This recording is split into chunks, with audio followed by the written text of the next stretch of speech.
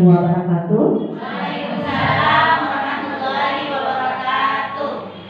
Dan selamat siang. Oke, terima kasih atas kesediaannya Ibu Guru untuk menghadiri salah satu kegiatan atau tugas yang harus dilengkapi oleh salah satu teman kita, yaitu Ibu Saniari, di mana beliau adalah guru penggerak angkatan 10 Kota Makassar. Baik, sebelumnya di sini sebelum kita lanjut ke acara berikutnya, marilah kita bersama-sama berdoa menurut keyakinan kita bersama. Doa dimulai.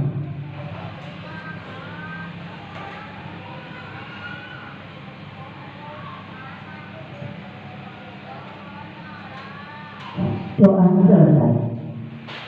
Baik, para ibu-ibu, guru, sekiranya kita lanjut untuk acara berikutnya.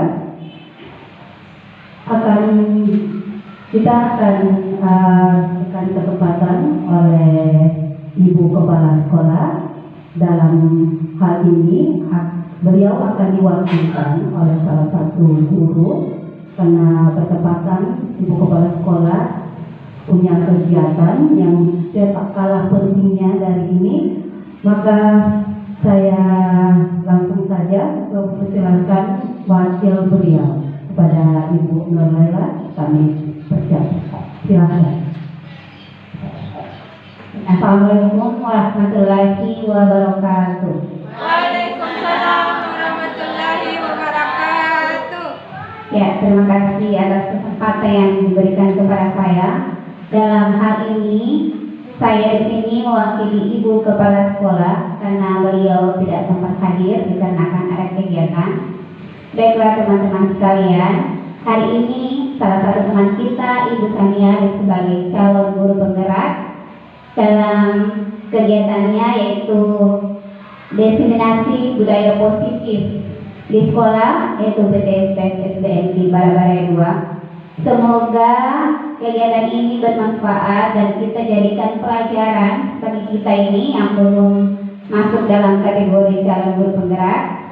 Jadi marilah kita mengambil hikmahnya, mengambil pelajaran, dan mungkin bisa kita budayakan, bisa kita amalkan di kelas kita, di sekolah kita.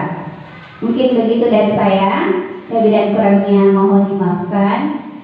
Wassalamualaikum warahmatullahi wabarakatuh. Waalaikumsalam warahmatullahi wabarakatuh. Jalan tadi kata-kata dari Ibu Nurlela selaku wakil dari Ibu Kepala Sekolah. Selanjutnya marilah kita dengarkan paparan yang akan langsung dibawakan oleh Saudari Saniari dengan membawa materi tentang diseminasi budaya positif. Kepada Ibu Saniari, kami silakan.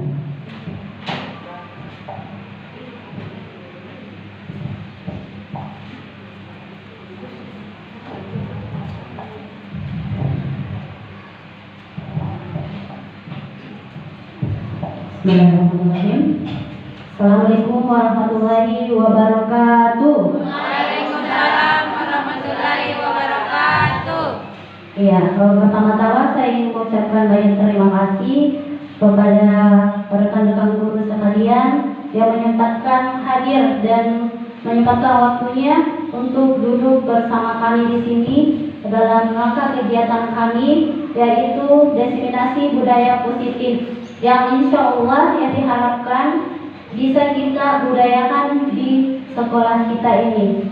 Ya, baik Ibu, hari ini saya akan mendiseminasikan tugas saya, yaitu budaya positif. Nah, ini sebagai salah satu tugas saya di modul 1.4, yaitu budaya positif di pendidikan guru penggerak angkatan 10 Kota Makassar. Baik, para ibu-ibu, perkenalkan, ini adalah fasilitator saya. Beliau adalah Pak Muhajirin dari Kabupaten Sopeng. Ya, jadi kami tidak pernah bertemu secara langsung, tapi kami selalu bertemu di udara melalui Vikon Google Meet. Dan yang kedua, pengajar praktik saya, ya kita sempat bertemu beberapa minggu lalu, bernama Ibu Evi Tulisman. Dia akan selalu datang ke sekolah kita setiap bulannya untuk melakukan pendampingan individu. Dan saya sendiri calon guru penggerak angkatan 10. Saya mohon dukungan ibu guru hebat dalam melancarkan atau dalam pendidikan saya selama di guru penggerak. Ya, baiklah Bapak Ibu. Nah, ini adalah beberapa materi yang akan kita bahas hari ini. Yang pertama, apa itu budaya positif? Yang kedua, perubahan paradigma belajar dari paradigma lama ke paradigma baru. Dan yang ketiga ada disiplin positif. Dan yang keempat ada motivasi perilaku manusia. Yang kelima, kebutuhan dasar manusia. Yang keenam, posisi kontrol restitusi. Yang ketujuh, keyakinan kelas. Dan yang kedelapan, segitiga restitusi. Nah, baiklah ibu-ibu, sebelum kita lanjut, supaya kita lebih segar lagi dan lebih semangat, saya mohon untuk kesediaannya silahkan berdiri di tempatnya masing-masing. Kita akan ice breaking dulu, ya. Ya, jadi ice breaking adalah senam otak. Ya, biasalah kalau siang-siang mulai otaknya geser-geser, bukan ya. Tidak fokus maksudnya. Ya, baik, kita mulai ya. Kita senam otak dulu.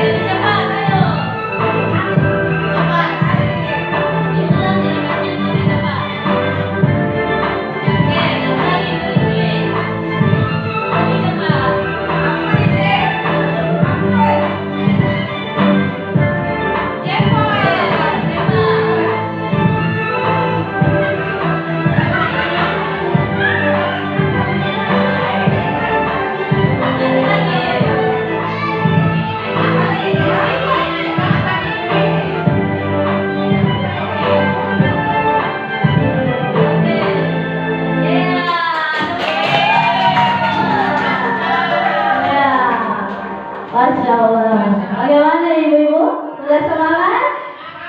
Ya, kalau begitu kita biasakan juga ya senam otak di kelas kita sebelum belajar supaya anak-anak bisa lebih fokus. Ya, betul sekali. Nah itu, supaya otak kiri dan otak kanan itu usahakan seimbang. Nah, baiklah ibu-ibu, kita lanjut materi kita. Yang pertama adalah membahas budaya positif. Ya, budaya positif adalah nilai-nilai atau kebiasaan yang berpihak kepada murid yang di dalamnya mengandung sejumlah kegiatan yang mampu menumbuhkan karakter murid. Ya, jadi budaya positif ini tujuannya untuk pendidikan karakternya murid kita. Ya, kita sudah sering melakukannya di sekolah sebenarnya, seperti penjemputan setiap pagi, kemudian kerja kelompok dan ibadah. Nah, itu sudah biasa kita lakukan. Nah, kebiasaan-kebiasaan ini tentu tidak semata-mata kita lakukan ya hanya sebagai penggugur kewajiban, bukan ya, tapi sebagai pendidikan karakternya murid-murid kita supaya lebih baik dan karakternya bisa mencerminkan bahwa ini loh murid kita dari SD Barabaraya 2 itu rajin beribadah, kerja kelompok gotong royongnya bagus, ya seperti itu. Ya, nah kita masuk ke yang kedua, yaitu perubahan paradigma belajar. Nah, kita sudah ketahui semua ibu-ibu ya, bahwa sekarang kita sudah kurikulum merdeka. Iya, tidak lagi di telinga kita profil pelajar Pancasila. Ya, perubahan paradigma baru ini merupakan pembelajaran berdiferensiasi. Ya, di kurikulum merdeka itu mengutamakan yang namanya pembelajaran berdiferensiasi yang berorientasi pada penguatan kompetensi dan pengembangan karakter yang sesuai dengan dimensi profil pelajar Pancasila. Nah, ibu-ibu bisa lihat, sudah biasa kita dengar ini ya. Profil pelajar Pancasila ada 6. Ada beriman, bertakwa kepada Tuhan Yang Maha Esa dan berakhlak mulia. Yang kedua, berkebinekaan global. Yang ketiga, bergotong royong. Yang keempat, kreatif. Yang kelima, yang keenam, nah, kira-kira menurut ibu, apakah profil pelajar Pancasila ini sudah sesuai dengan pendidikan karakter yang harus kita berikan kepada murid kita? Ya, sudah sesuai ya. Ya, sudah termasuk dalam hubungan manusia dengan Tuhan, ya. Tuh, beriman dan bertakwa kepada Tuhan Yang Maha Esa. Berakhlak mulia berarti dia berhubungan dengan dirinya dan orang lain, ya. Ya, itu paradigma baru dalam belajar ya saat ini. Selanjutnya, nah sebelum kita lanjut ibu-ibu ya, kita main peran dulu. Coba dulu berpasangan dulu, ayo, atau satu pasang. Ya, buat ibu moderator ini sama ibu Ella silahkan berpasangan. Ada yang bertugas sebagai A, ada yang berperan sebagai A, ada yang berperan sebagai B. Nah, tugas A menggenggam tangannya, genggam sesuatu, coba ambil sesuatu di tangannya, apa saja. Yang A genggam sesuatu, mau kertas sama uang atau apa, silahkan digenggam. Ayo coba ibu. Iya, genggam sesuatu di tangannya. Iya, genggam sesuatu di tangannya. Iya, coba ya. Iya. Iya, bonusnya juga boleh. Iya. 1, boleh 2. Yang A yang menggenggam, A yang harus dalam genggaman, nggak boleh terlihat sama si B, ya. Oke. Nah, tugasnya yang berperan sebagai B adalah bagaimana caranya supaya ini si A bisa buka itu. Bujuk dia, rayu dia, lakukan apapun sampai si A ini bisa mau membuka tangannya. Ayo silahkan, mau dipaksa, mau diapa, terserah. Nah, boleh dipaksa, boleh dibujuk. Ayo,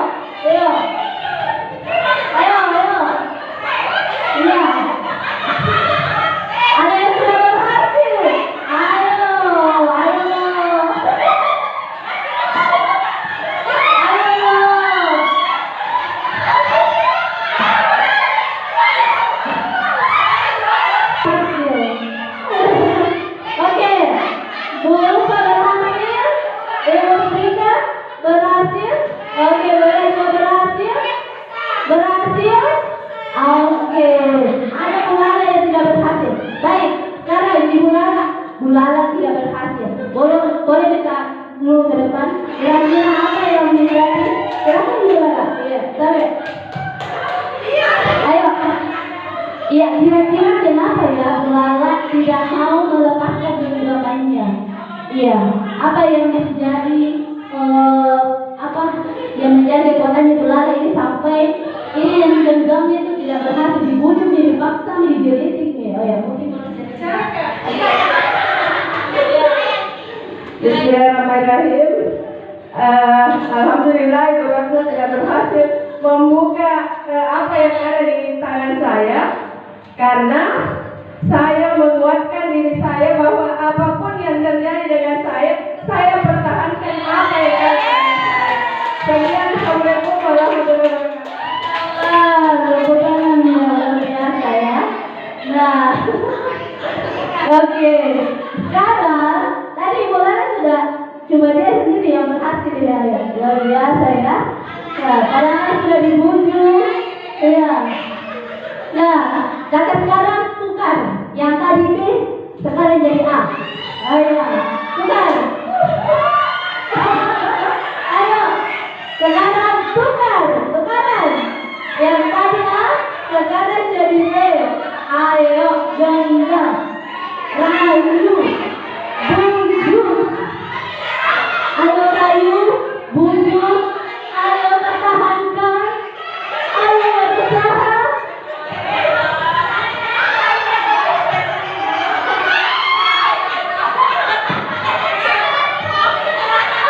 Ayo dibujuk, pertahankan.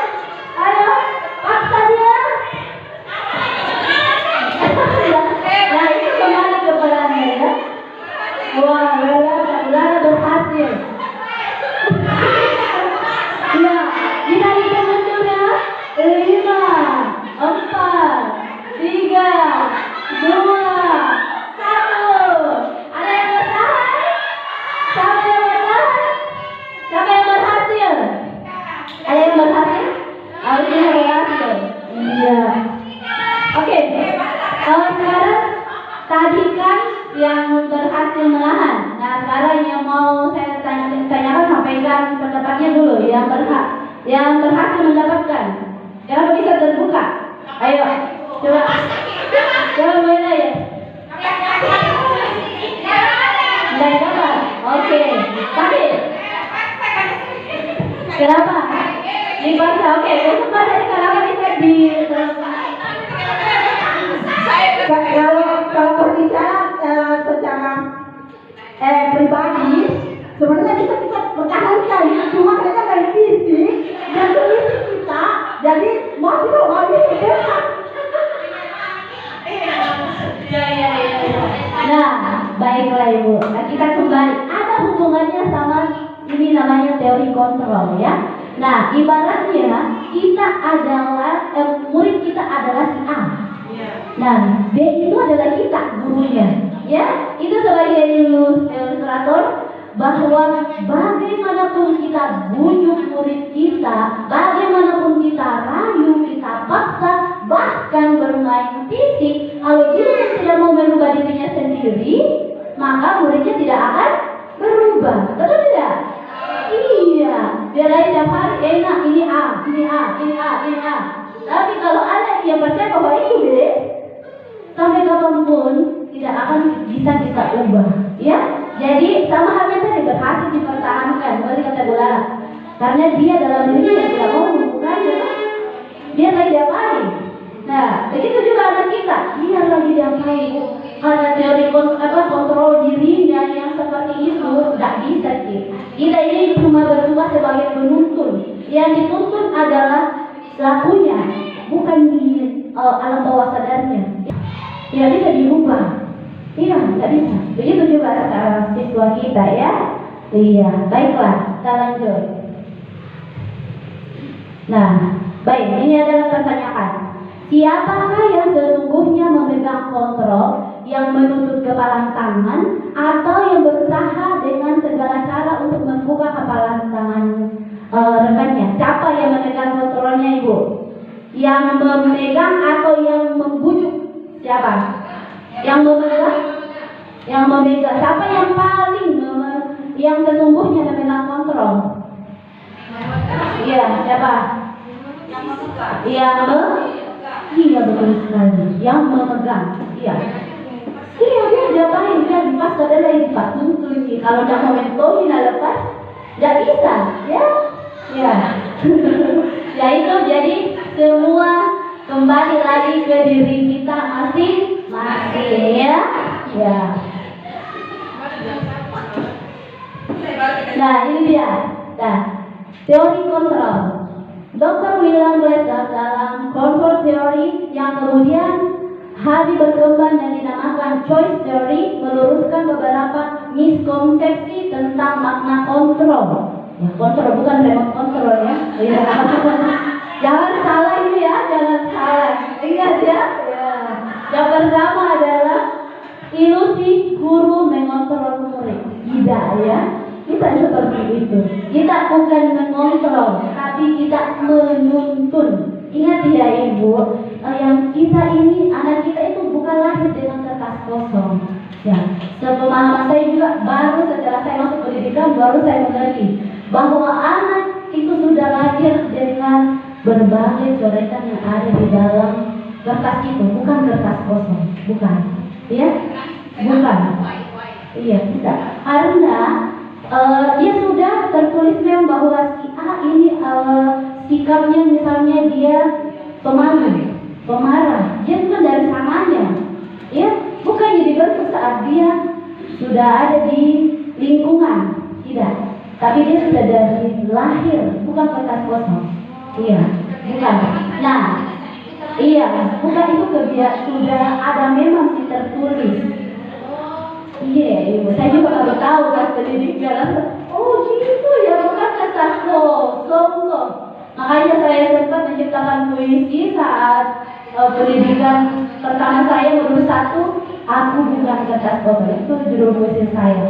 Nah, yang kedua, ilusi bahwa kritik dan membuat orang merasa bersalah dapat menguatkan karakter. Nah, kadang kita kan kalau ada anak-anak bersalah langsung kita kita kritik.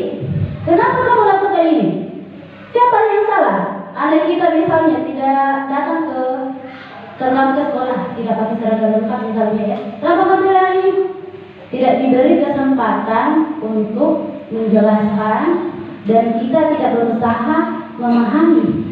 Kenapa sih anak ini tidak lupa petinya, lupa dasinya? Itu sebenarnya yang kita yang harus cari tahu, bukan kritik yang dia harapkan. Tapi tuntunan dari ibu guru, dari bapak guru, itu bagaimana cara supaya tidak sering-sering lupa, ya? Nah, bukan kritik. Sebenarnya kritik itu melukai hatinya anak-anak. Itu membekas sampai kapanpun. Terus yang ketiga, ilusi bahwa semua penguatan positif, efektif dan bermanfaat. Nah, tidak semua penguatan yang kita berikan itu dimaknai positif dan bermanfaat bagi anak. Tidak semua ya. Iya. Terus yang keempat, ilusi bahwa orang dewasa memiliki hak untuk memaksa. Nah, sadar tidak ya Ibu? Saya itu pas masuk Gunung baru saja sih. Ternyata kita untuk paksa anak-anak. Asli selesai itu tugasmu. Tidak bisa keluar main kalau tidak selesai itu tugasmu. Nah, kira-kira menurut Ibu paksaan tidak Ibu? Paksaan dong.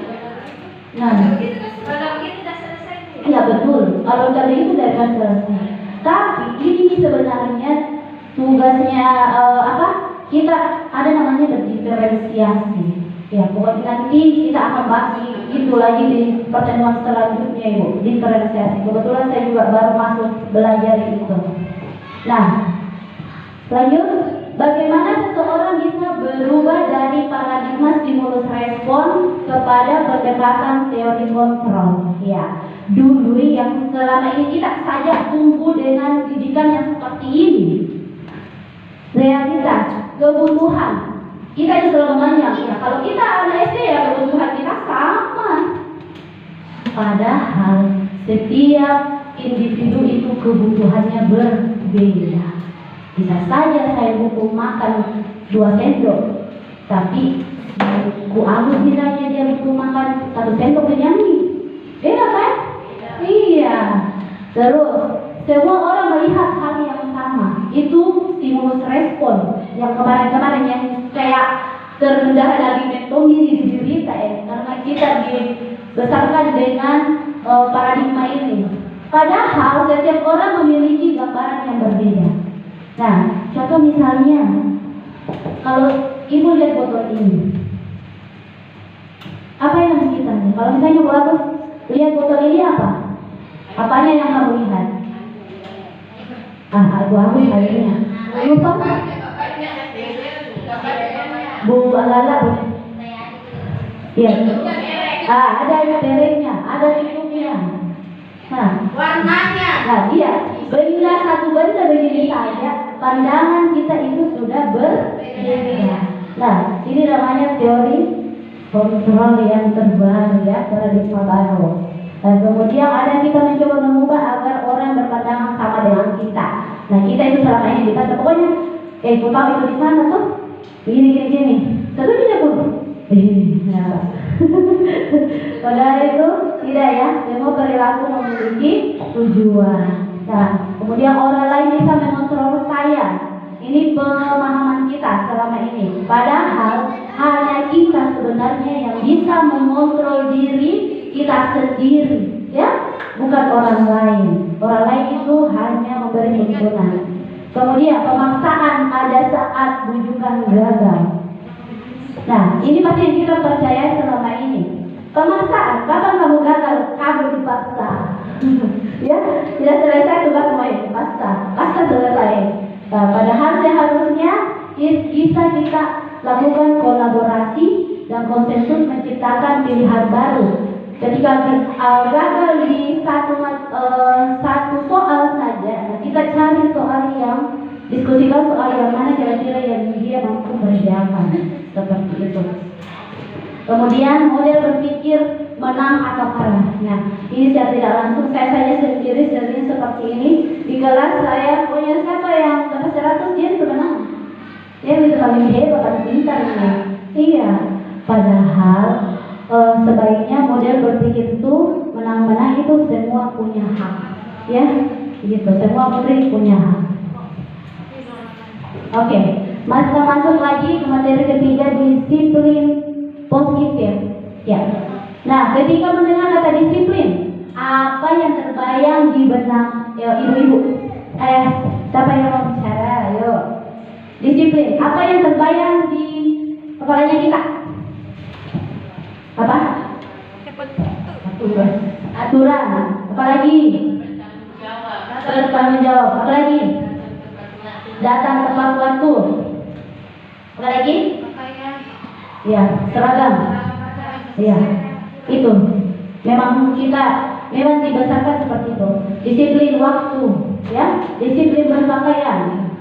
Nah, itu memang yang muncul. Saya pasti lihat di kami itu di pendidikan diberikan dulu, tidak langsung masuk materi seperti ini. Tadi itu adalah kedisiplinan.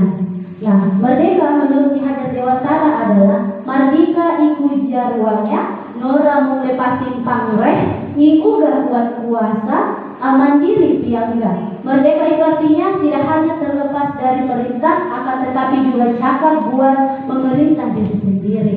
Nah, apa hubungannya sama disiplin?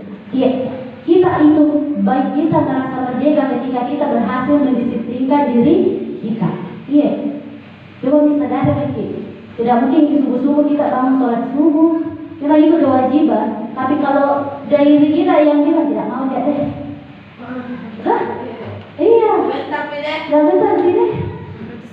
Nah, itu mas disiplin itu dari kita ini sendiri. Nah, terkait masalah disiplin ini berhubungan dengan juga pandangannya Diane Gosen dalam bukunya Restruction School Discipline pada tahun 2021. Diane menyatakan bahwa arti dari kata disiplin berasal dari bahasa Latin, artinya disiplina, yang artinya belajar. Kata disiplin juga berasal dari akar kata yang sama dengan disipol atau murid atau pengikut.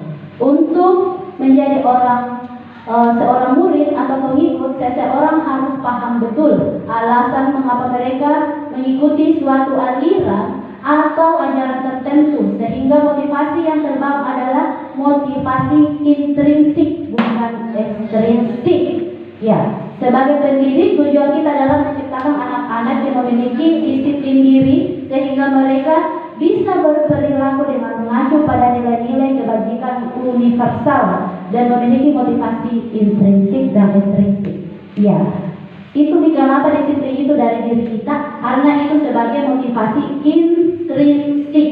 Nah, kalau aturan yang harus memaksa kita datang 7.00 itu namanya motivasi ekstrinsik. Iya, itu Bapak Ibu.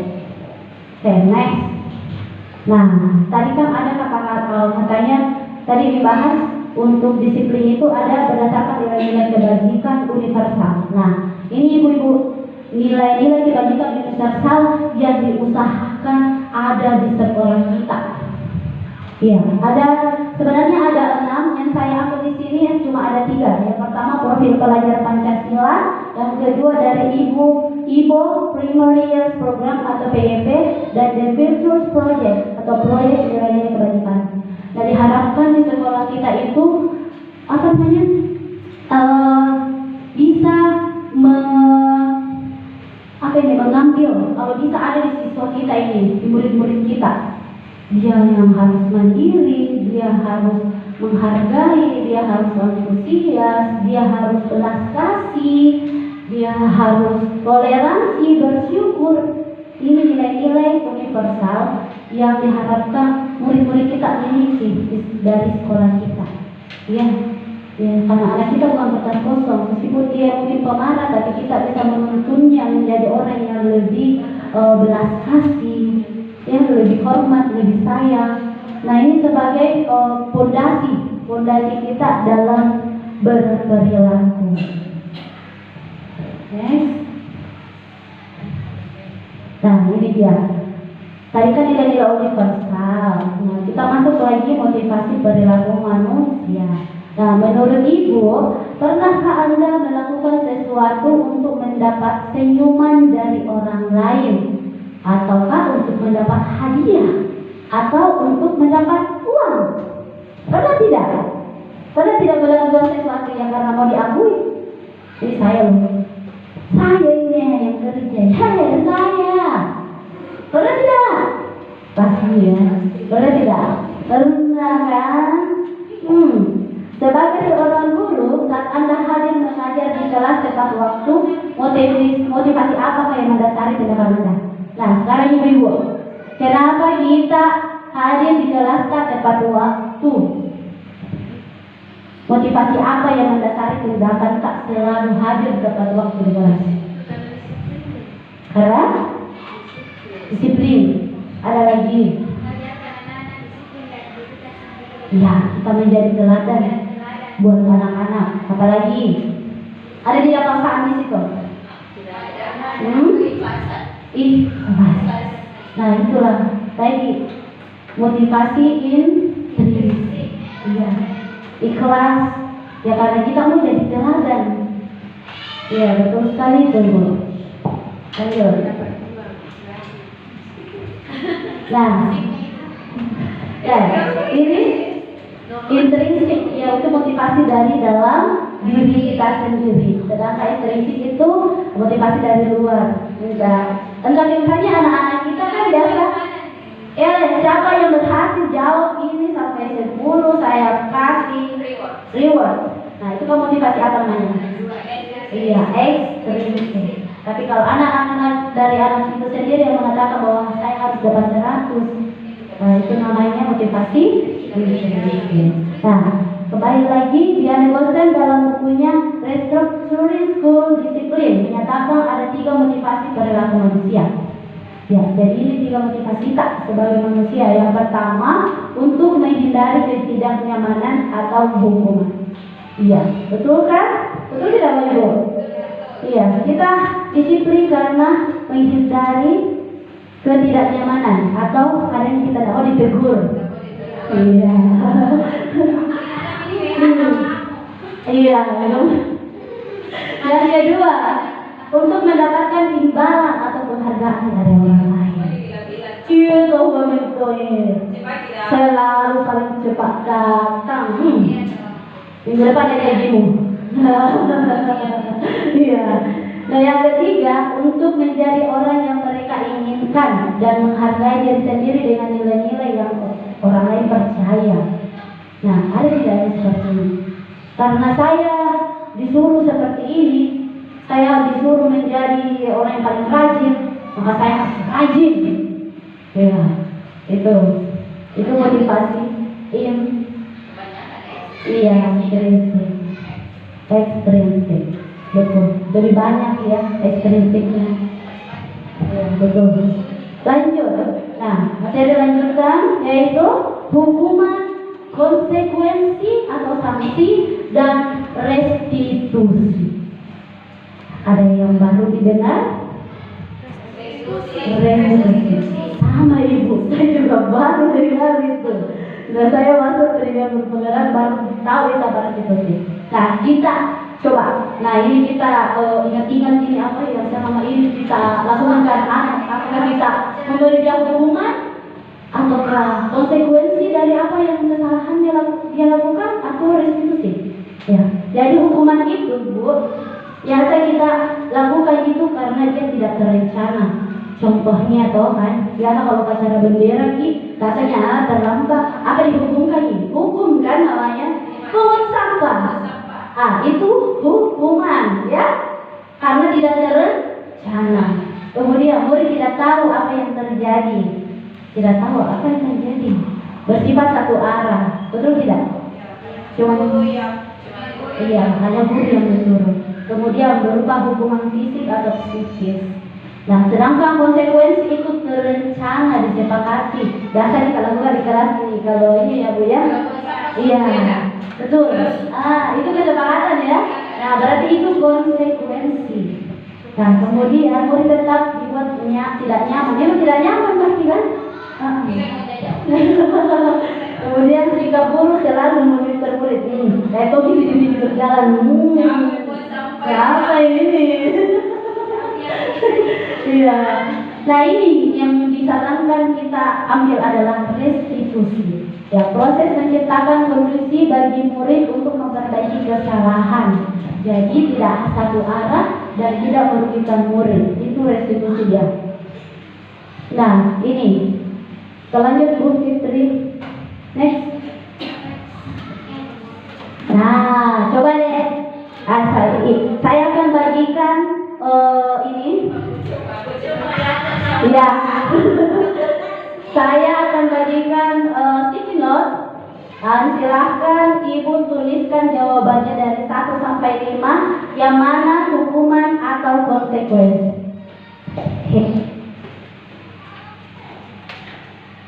Yang satu itu apakah itu hukuman atau konsekuensi? Buat jawabannya, hukuman atau konsekuensi. Tadi kan sudah dibahas hukuman itu tidak dibagi-bagi, satu arah, kasih tidak nyamannya orang, kan? Hukuman. Konsekuensi itu kesepakatannya tidak sih? Kesepakatan. Hukuman.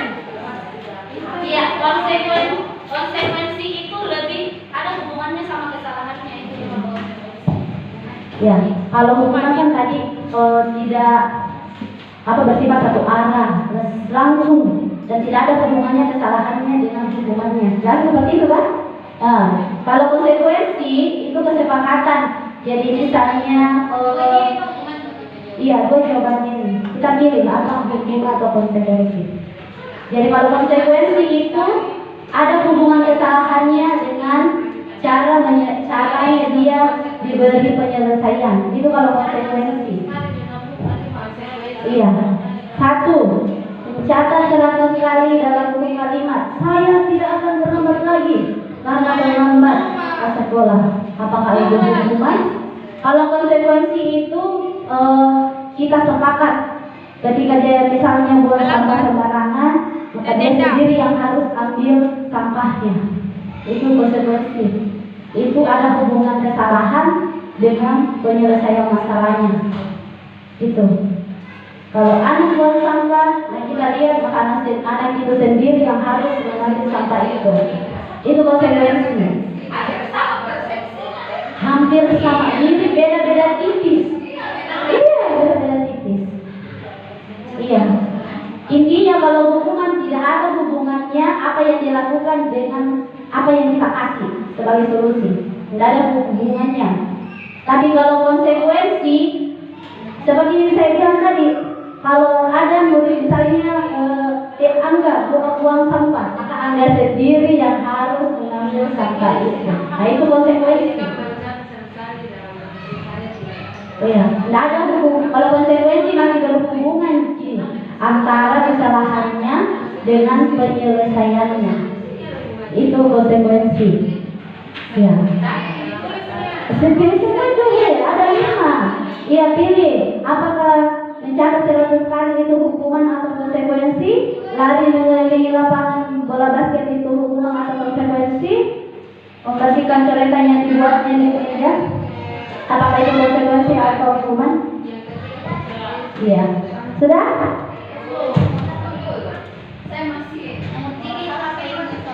Hukuman itu tidak ada hubungannya kesalahannya dengan penyelesaiannya.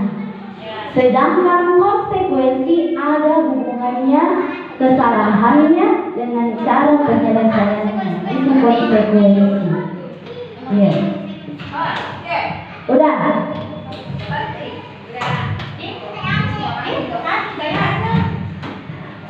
Ya boleh ditempel mungkin di papan tulis ya. Ayo.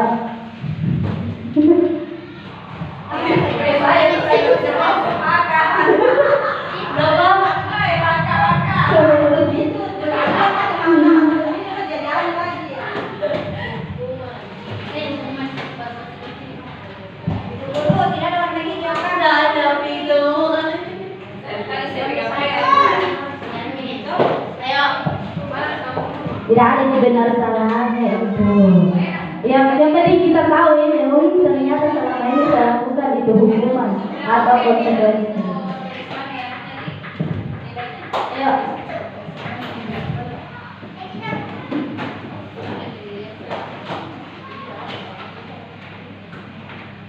Kalau ada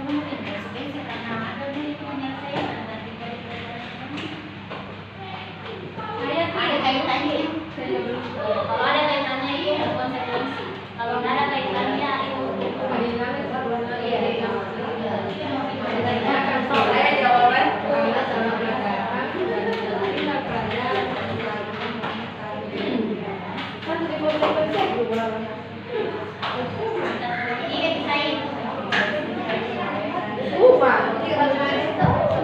Hukuman atau konsekuensi.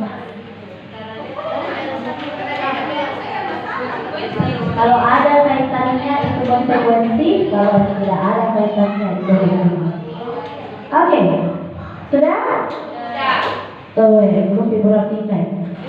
Panjang neraka bahaya.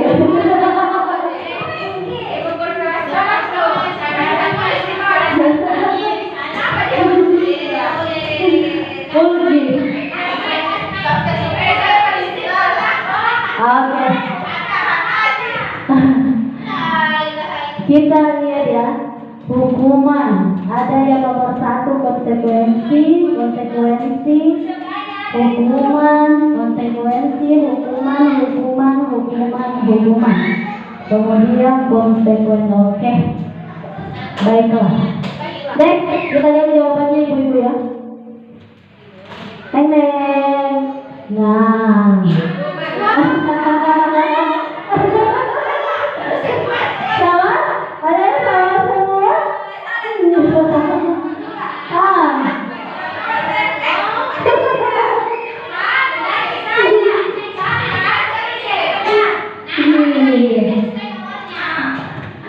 Oke. Tidak sama.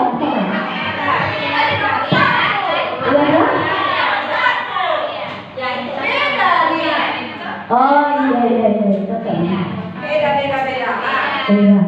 Jadi mencatat 100 kali di dalam buku kalimat saya tidak akan terlambat karena terlambat setelah. Ini konsekuensi. Ada hubungannya toh? Dia disuruh menulis dia terlambat karena dia ini ya. Ini konsekuensi.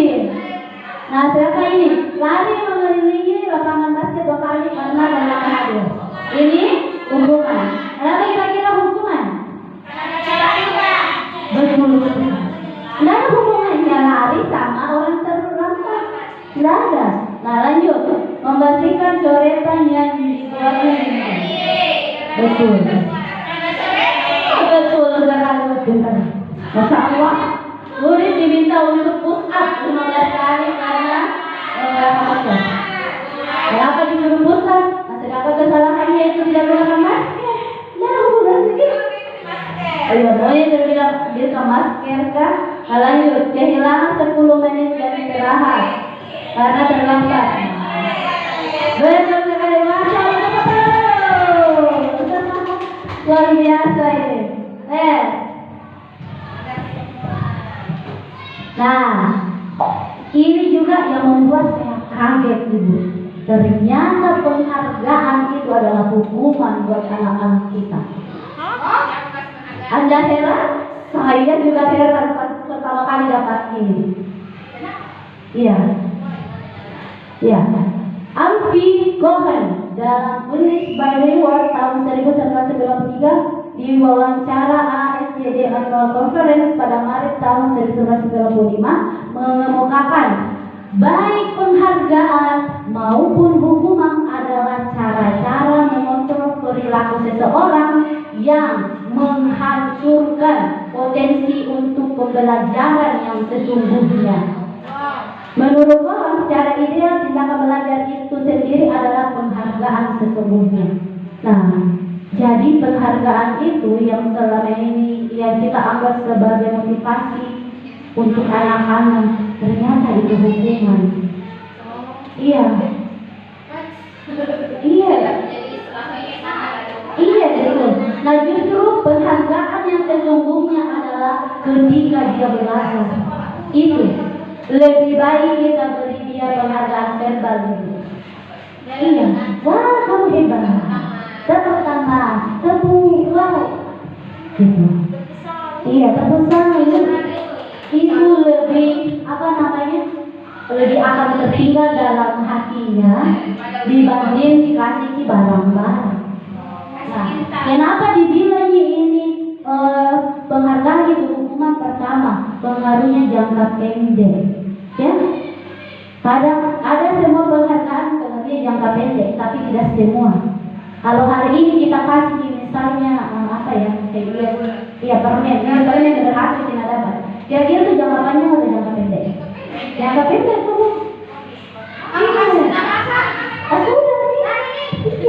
Itu. Nah, itu jangka panjang.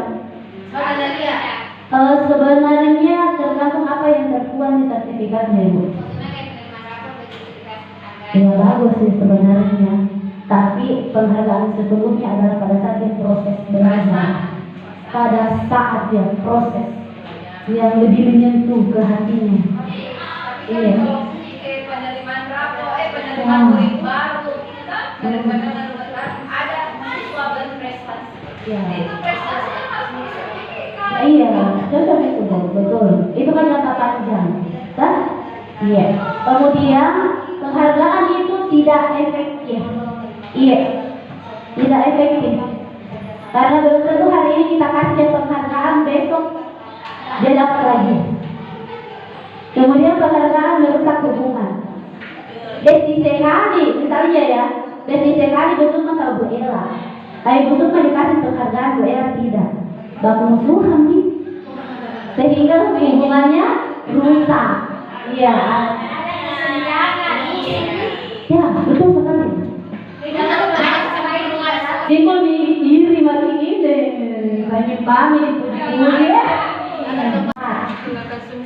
Iya, tidak tepat. Apa hubungannya? Dia berhasil menjawab soal, dikasih permen.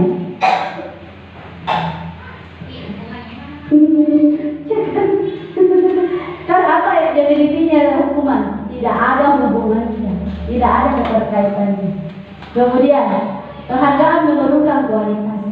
Iya, kualitas pembelajaran yang seharusnya anak-anak pahami lebih dalam. Ternyata gara-gara kita iming-imingi, akhirnya yang dibayarnya karena kau ada ini, siapa-siapa harus, kau harus ke ini.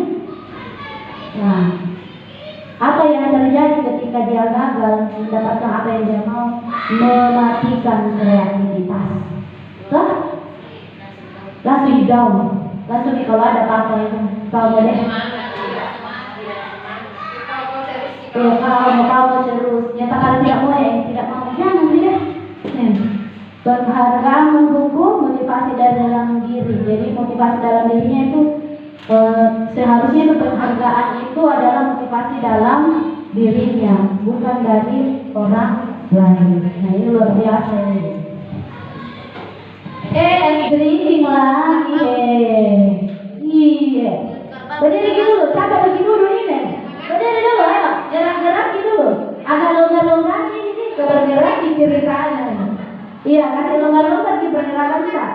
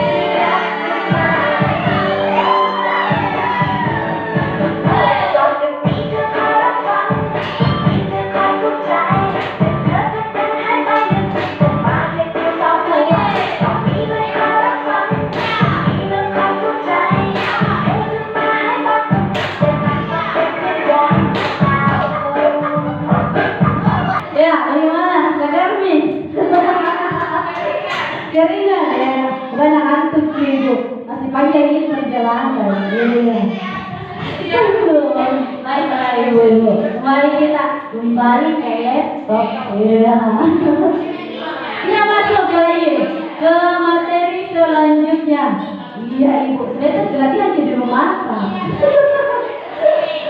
Iya, susah bagi yang lain yang terimbang.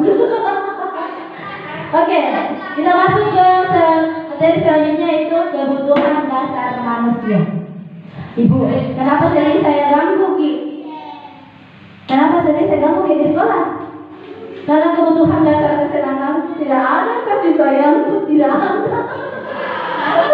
Saya kekurangan ini. Ya, baiklah Ibu, kebutuhan dasar manusia. Nah, jadi semua yang kita lakukan adalah usaha terbaik kita untuk mendapatkan apa yang kita inginkan. Ketika kita mendapatkan apa yang kita inginkan, sebetulnya saat itu kita sedang memenuhi satu atau lebih dari satu kebutuhan dasar kita. Iya, ini Ibu, 5 kebutuhan dasar manusia, baik kita maupun murid-murid kita. Yang pertama adalah bertahan hidup. Kita butuh makan, butuh pakaian, kesehatan, keamanan, tempat tinggal. Itu adalah kebutuhan.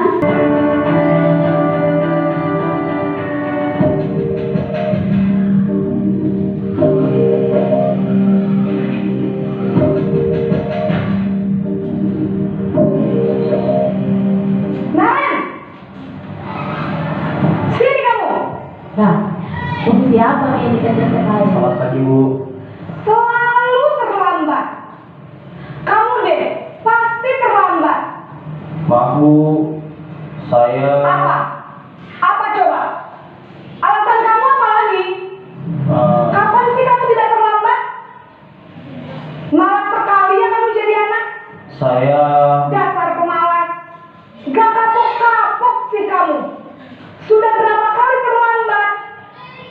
Sana, kamu keliling lapangan basket 2 kali. Kenapa saya harus ke lapangan basket Bu? Kenapa? Kamu mau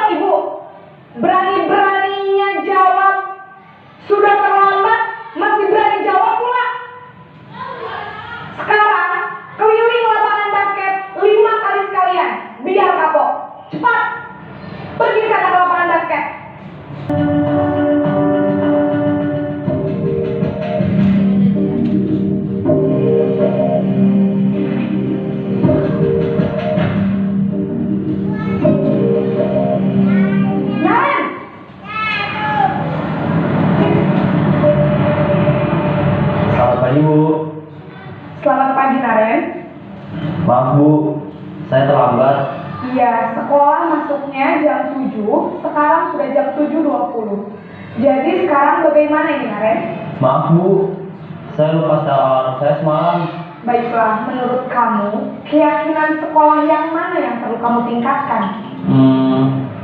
Menghargai diri sendiri dan orang lain mungkin ya Bu. Setuju. Jadi, apakah Naren meyakini prinsip saling menghormati tersebut? Iya Bu, saya meyakininya. Apakah Naren bersedia memperbaiki masalah keterlambatan ini? Bersedia Bu. Bagaimana kamu akan memperbaiki masalah keterlambatan ini? Saya akan coba untuk tidak lupa menyetel alarm saya Bu. Baik, kalau Naren lupa menyetel alarm di rumah, ada orang yang kira-kira bisa bantu mengingatkan tidak? Ada Bu, kakak saya, Kak Emma. Ada lagi selain Kak Emma? Selain Kak Emma, ada ibu saya. Baik, jadi yang mengingatkan Naren adalah Kak Emma dan ibu kamu ya? Kira-kira akan mulai setel alarm kapan nih, Naren? Setelah pulang sekolah, akan segera saya lakukan. Baik, jadi Naren akan setel alarm untuk bangun besok pagi dan akan diingatkan oleh kakak dan ibunda Naren ya. Ada lagi yang mungkin perlu dilakukan, Naren, agar tidak terlambat bangun lagi? Tidak ada Bu. Baik, Naren, terima kasih untuk kerjasama kamu. Sekarang kamu perlu kembali ke kelas untuk belajar. Baik Bu, terima kasih. Iya, betul. Tadi kita sudah menyaksikan 5 posisi adegan pelaksanaan 5 posisi kontrol, mulai dari penghukum, pembuat merasa bersalah, teman, pemantau, dan manajer. Nah, menurut ibu-ibu yang mana memang paling bagus?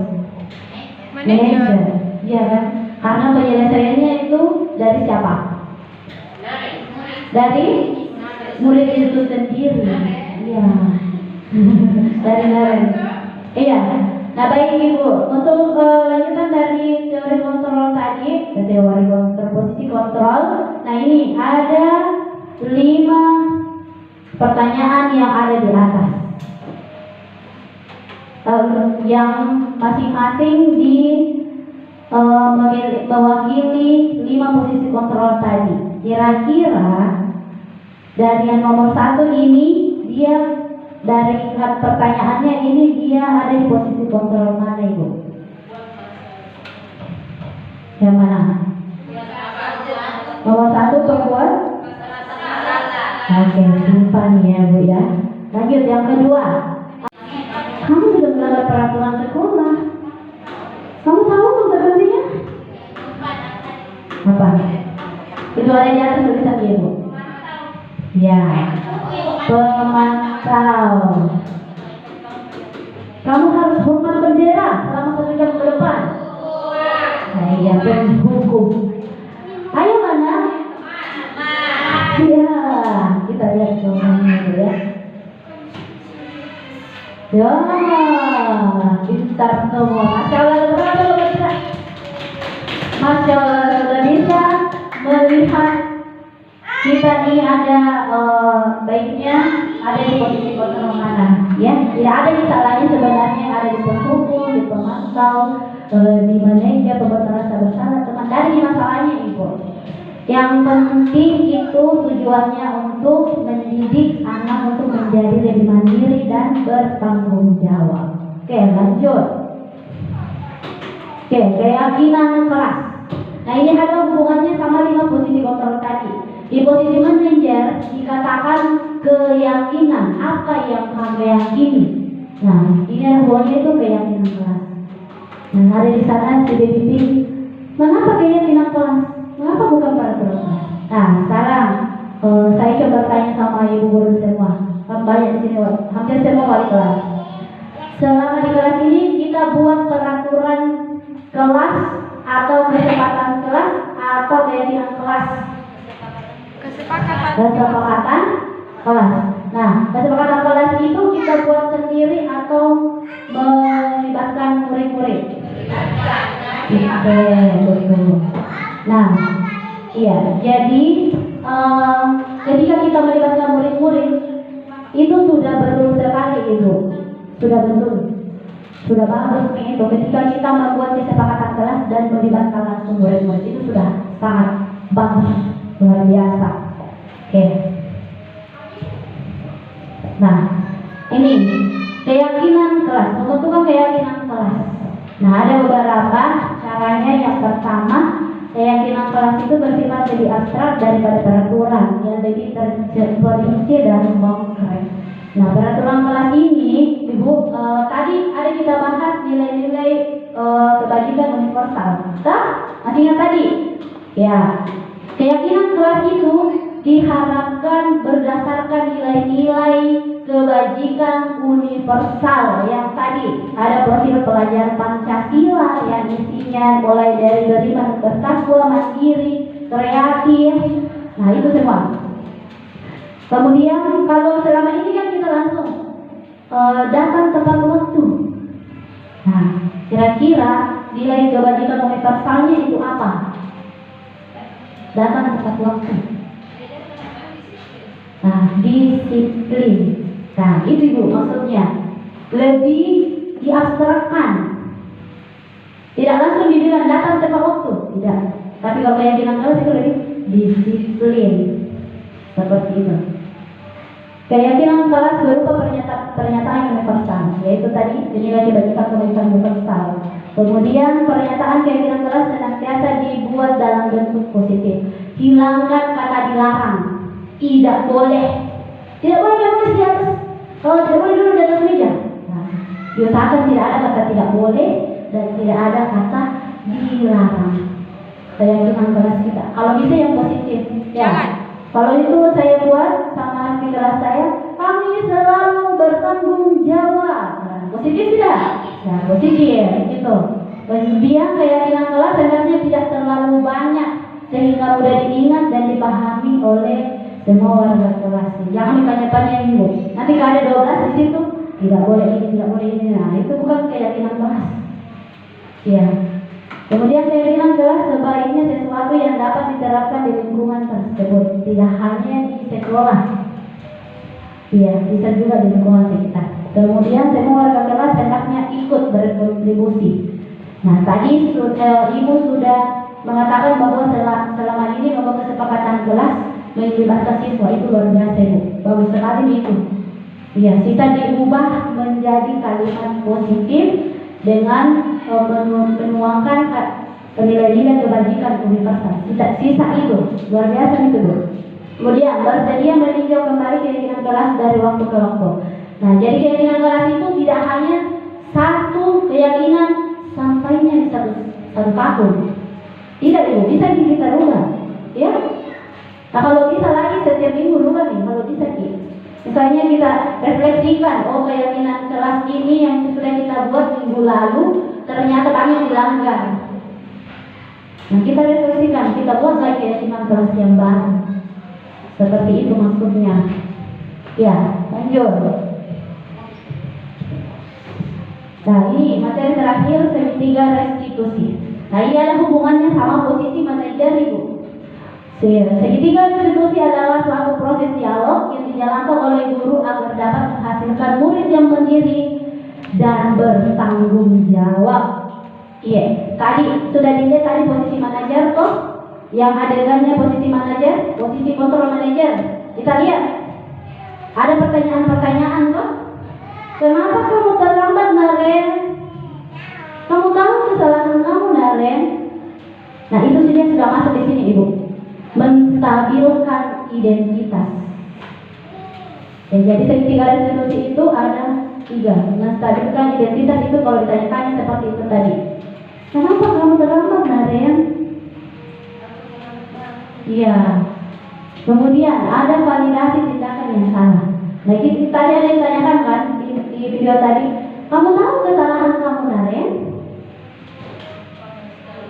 Lupa menceritakan itu. Nah, secara tidak langsung anak-anak itu terbiasa akan jujur, ya. Kemudian yang ketiga menanyakan keyakinan kelas. Nah, ini ada hubungannya sama keyakinan kelas itu. Misalnya di keyakinan kelas kita ada saya dan teman saya selalu disiplin. Berarti dia melanggar keyakinan kelas itu. Jadi usahakan saat kita berada di posisi control manager dan anak-anak ada yang melakukan kesalahan, maka kita bisa menggunakan segitiga restitusi ini untuk menyelesaikan masalah tersebut. Oke, next. Kita bahas satu persatu. Ya, yang pertama, menstabilkan identitas. Menstabilkan identitas. Jadi anak yang melanggar peraturan karena sedang mencari perhatian adalah anak yang sedang mengalami kegagalan. Dia mencoba untuk memenuhi kebutuhan dasarnya, namun ada benturan. Nah, kalau kita mengkritik dia, maka kita akan membuatnya dalam posisi gagal. Nah, sedangkan posisi segitiga restitusi ini dalam posisi kontrol manajer itu kita diharapkan kita mengubah identitas anak menjadi anak yang berhasil, bukan anak yang gagal. Nah, dengan kita mengucapkan kata-kata seperti ini, Bu. Misalnya ada yang berbuat salah. Buat salah itu tidak apa-apa, Nak. Itu juga pernah buat salah. Tapi, nah, gitu. Tidak ada manusia yang sempurna, Nak. Tapi kamu kan gini ya. Saya juga pernah melakukan kesalahan seperti itu. Kita menyelesaikan ini. Nah ini Bu, kalau kita menstabilkan identitas kita bisa menggunakan pertanyaan-pertanyaan seperti ini. Yang kedua, sesi kedua, validasi tindakan yang salah. Iya. Nah, ketika kita memvalidasi tindakan yang salah seperti tadi, jadi kita bisa mengatakan, padahal kamu bisa melakukan yang lebih buruk dari ini ya. Kamu pasti punya alasan.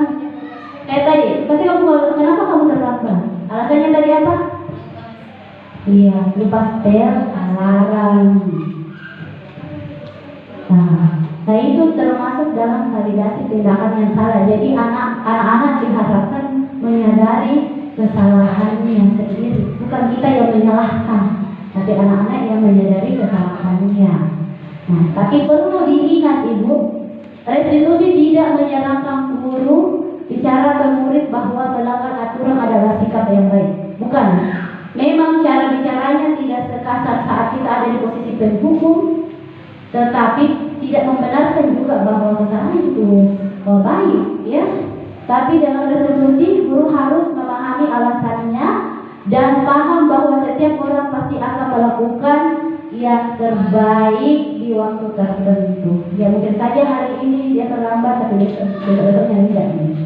Oke, next. Yang terakhir, posisi sesi ketiga yang menanyakan keyakinan kelas. Nah, pentingnya kita ada memiliki keyakinan kelas Ibu. Saya harap di semester selanjutnya kita bisa berkolaborasi membuat keyakinan kelas kita masing-masing dengan mengambil nilai-nilai kebanyakan universal. Ya, kita bisa kolaborasi Bu, untuk belajar membuat keyakinan kelas yang betul-betul bahwa keyakinan kelas itu dari anak-anak, bukan dari kita. Jadi dari anak-anak kesempatan untuk menuliskan. Contohnya tadi, kira-kira bagaimana ya anak-anak supaya kelas kita itu nyaman, damai, bersih. Nah silakan, coba tuliskan, bagikan sticky note, dia tulis, tempel. Nanti kita evaluasi. Misalnya juga dilarang bicara kotor. Nah kira-kira itu dilarang bicara kotor masuk di dalam kebajikan nilai-nilai kebajikan universal bagi anak. Oh iya, saling menghormati, saling menghargai, nah gitu. Apa yang kita percaya sebagai kelas atau keluarga, apa nilai-nilai umum yang kita telah sepakati, apa bayangan kita tentang kelas yang ideal, kamu mau jadi orang yang seperti apa? Nah ketika kita menanyakan seperti ini Bu, secara tidak langsung kita sudah berada di posisi kontrol manajer. Iya. Nah, sedang kebanyakan anak akan mengatakan iya, tapi mereka tidak tahu bagaimana caranya menjadi orang seperti itu. Kamu suka nggak kelasnya bersih? Suka. Yang menjawab iya. Tapi pas ditanya kenapa kamu suka? Nah, tidak semua juga siswa bisa jawab begitu. Iya, dia bisa kalau ditanya. Nah itu namanya dia mengiakan tapi dia tidak tahu apa yang dia lakukan.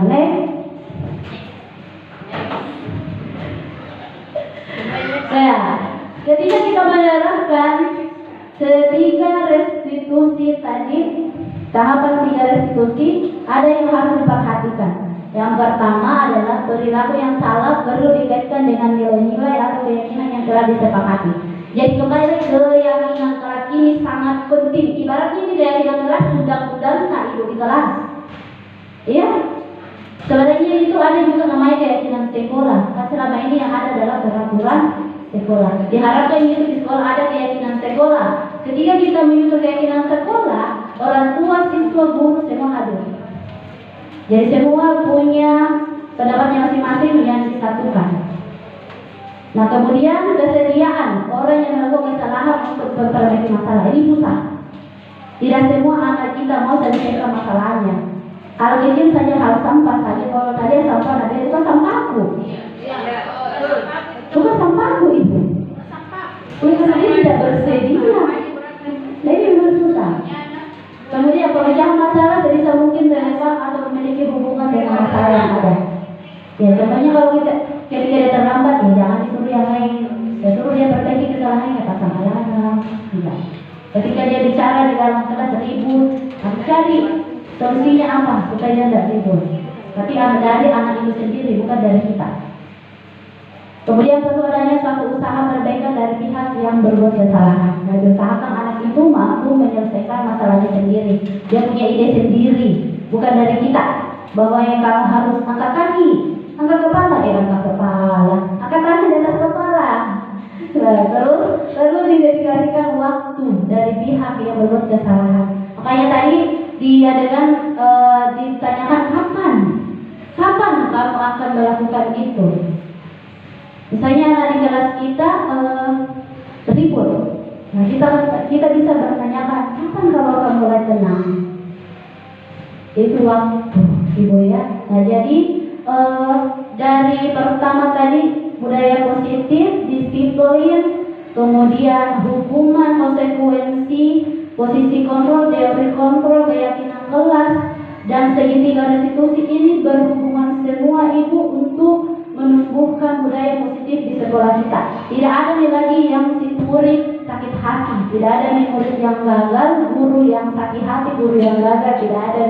Seandainya kita bisa melakukan ini semua, berat tapi kita bisa bersama-sama. Itu nih kita diusahakan bisa kolaborasi ibu. Ya saya harap kita bisa kolaborasi bersama.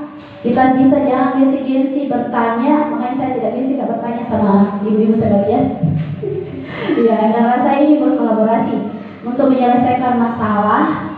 Nah, kalau iya, baik ibu, kesimpulannya adalah,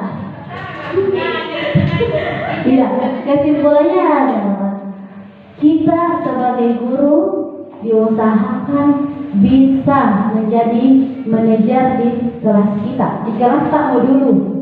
Dan tidak bisa langsung ke sekolah. Ketika kita masing-masing di kelas 1 sudah memposisikan diri sebagai manajer, menyelesaikan masalah dengan segitiga restitusi, membuat keyakinan kelas yang bagus, dan di kelas 2 terus berlanjut kelas 3, 4, 5, dan 6. Insya Allah sekolah kita akan melahirkan murid-murid yang berhasil, bukan yang gagal. Iya, bagaimana ya ibu-ibu? Semoga ya ibu-ibu ya. Ya, baiklah ibu, terima kasih atas perhatiannya.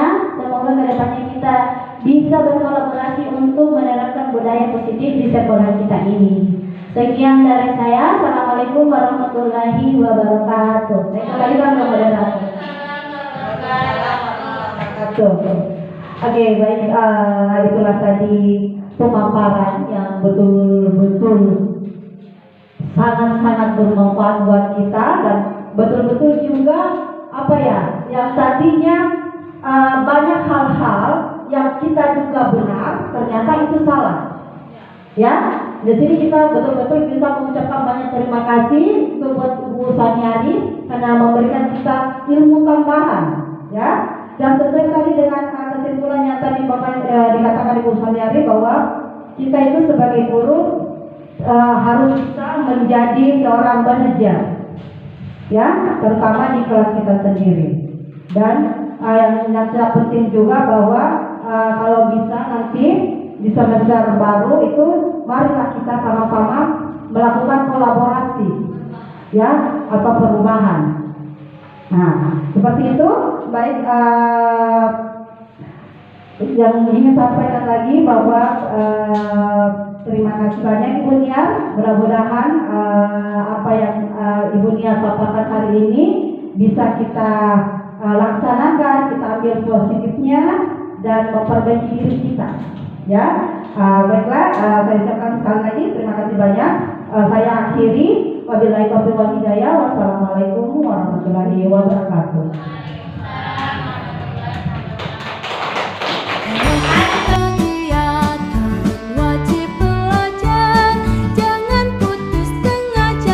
Kita akan bahas hari ini terkait keyakinan kelas kita. Nah, yang dimaksud keyakinan kelas, apa saja yang kita yakini yang bisa menjadi acuan kita selama di kelas. Nah, contohnya seperti ini. Di kelas dilarang apa saja?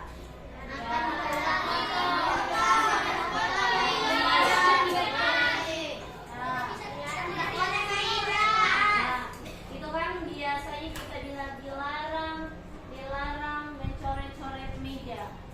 Nah, di masalah keyakinan kelas itu termasuk dalam tanggung jawab, ya. Harus tanggung jawab menjaga mejanya masing-masing. Tidak boleh diapakan? Dicoret. Nah, itu yang akan kita bahas hari ini. Ya, jadi keyakinan kelas ini Ibu minta kepada kalian untuk menuliskannya masing-masing apa yang kira-kira di kelas kita yang boleh dilakukan dan yang tidak boleh dilakukan. Ya, oke? Ada Ibu bayi sepenuhnya. Tuliskan di situ apa-apa saja yang dilarang.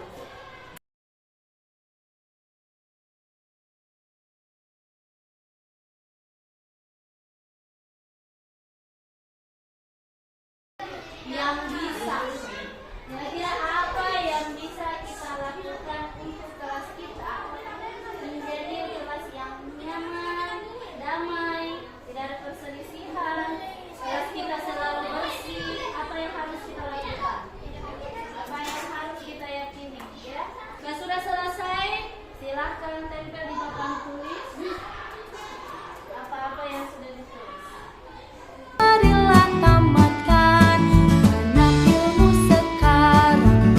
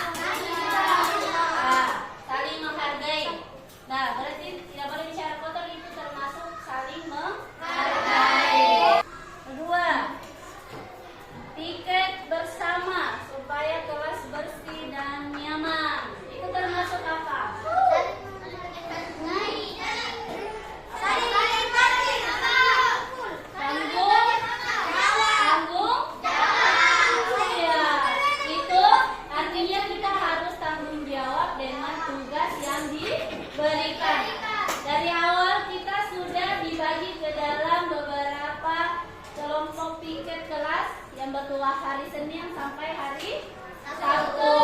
Nah, yang kena hari piketnya maka tanggung jawabnya untuk apa?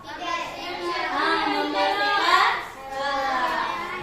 Berarti yang kedua adalah kami Harus tanggung jawab atas tugas yang diberikan. bertanggung jawab. Nyontek saat ulangan. Nyontek itu salah satu apa namanya? Sikap apa? Jujur atau tidak? Tidak. Hmm? Tidak jujur. Tidak? Maka supaya tidak terjadi nyontek, kita harus jujur. Saling tolong betul. Ini ada kata temannya mengikuti tata tertib sekolah. Itu artinya kita harus disiplin. Nah, kalau disiplin itu mencampur apa saja. Tidak boleh datang lambat, menyelesaikan tugas tepat waktu. Iya. Nah, kalau tidak ribut itu termasuk di mana di sini? Disiplin. Tidak ribut. Betul, saling menghargai. Hargai temanmu. Temanmu sedang belajar, maka kamu tidak boleh ribut. Oke, ada lagi yang mau ditambahkan? Nah, ini adalah keyakinan kelas yang kita sepakati. Nah, Ibu harap untuk kedepannya dijaga baik-baik karena ini adalah dari kalian, ya. Siapa yang membuat ini? Kita. Maka yang harus menjalankannya adalah kita. Ya, betul sekali. Kalian ini semua tidak akan tercipta kalau kalian tidak melakukannya. Oke? Oke. Siap untuk melaksanakan keyakinan kelas kita? Tepuk semangat.